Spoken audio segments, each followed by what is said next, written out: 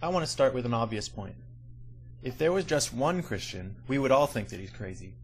Not just crazy, but completely fucking insane.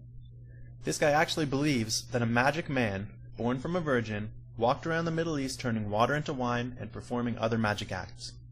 And it gets worse. His dad, who is God, who is also him, wrote a book that tells us what to do. And there's something about a talking snake in there too. So this lone Christian is a complete nutcase. That much is obvious. But for some reason, because Christians are a large group, we overlook the insanity of their worldview. Another obvious point. Cults are looked down on almost universally, including by religious people. Cults are rightly recognized as being composed of deluded individuals, of crazy people, usually being manipulated by a leader. Well, I ask you this. What is the difference between a cult and a religion? This is not a rhetorical question. I am looking for an answer here. The legal answer is size. When a cult reaches a big enough population, it is considered a religion. And this is also true in social terms. When a cult reaches a big enough size, it will have the respect accorded to religion. Until then, it's just a bunch of crazy people. Let's talk specifically about mental disorders. What are the characteristics of different mental disorders? When you get down to it, does religion really fit the description of a mental disorder? Number 1, neurosis. A functional disorder in which feelings of anxiety, obsessional thoughts, compulsive acts, and physical complaints without objective evidence of disease in various degrees and patterns dominate the personality. Besides the physical complaints, this sounds like a description of your typical Christian or Muslim. Anxious about their sins, obsessing about what God wants, and compulsively praying, 5 times a day in the case of Muslims. This religious behavior is neurotic, plain and simple. Number 2, psychosis.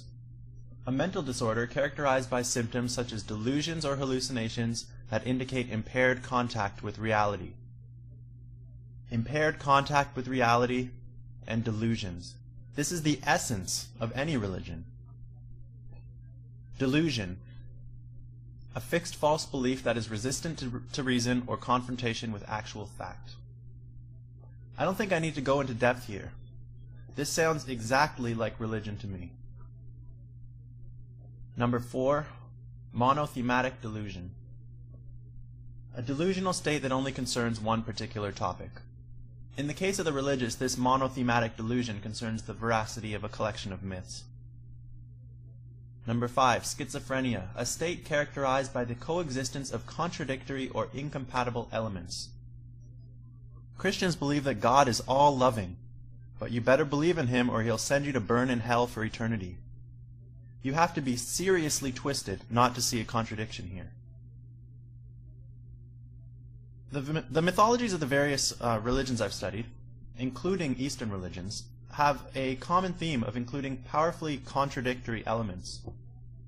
This leads me to believe that this might in some way strengthen the religion's hold on its believers. Religious people are forced to compartmentalize their minds to make room for all the contradictions. It's the old divide and conquer strategy. Chop their mind into pieces and take control over each of them. Cognitive deficit. A cognitive deficit is an inclusive term to describe any characteristic that acts as a barrier to cognitive performance. Anyone who has tried reasoning with the religious knows why this applies to them.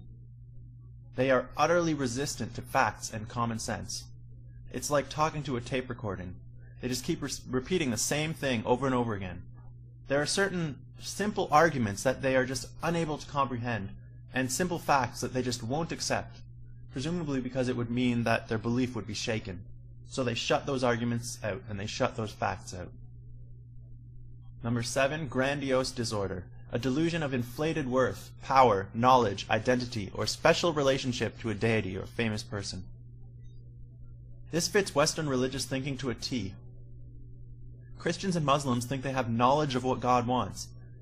They think they have the power to talk to God. They think that He listens to them. In short, they are batshit insane.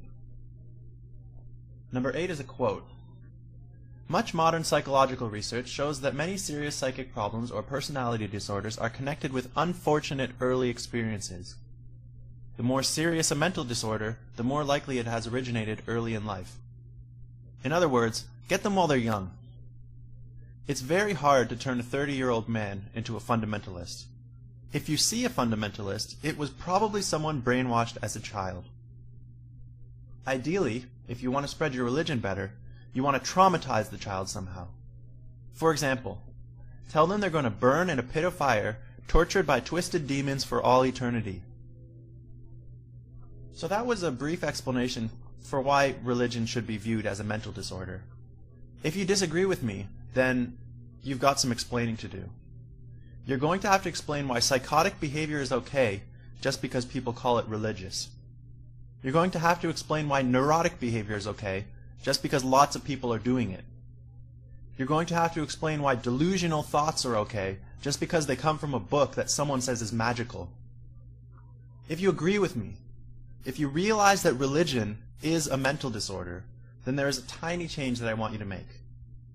Stop saying that people are religious.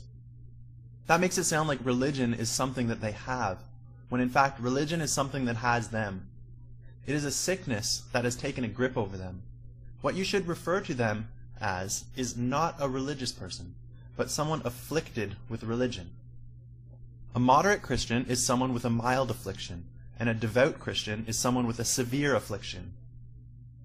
When you talk about the rising presence of Islam in Europe, you shouldn't say that Islam is stepping up its presence, or that Islam is taking a foothold. You should say that Islam is infecting Europe. I'm not advocating taking away religion. You are absolutely free to practice your own religion, just as you are absolutely free to be schizophrenic or delusional or neurotic. But I am opposed to willfully spreading your disease to others, especially children. That is an infraction of their rights.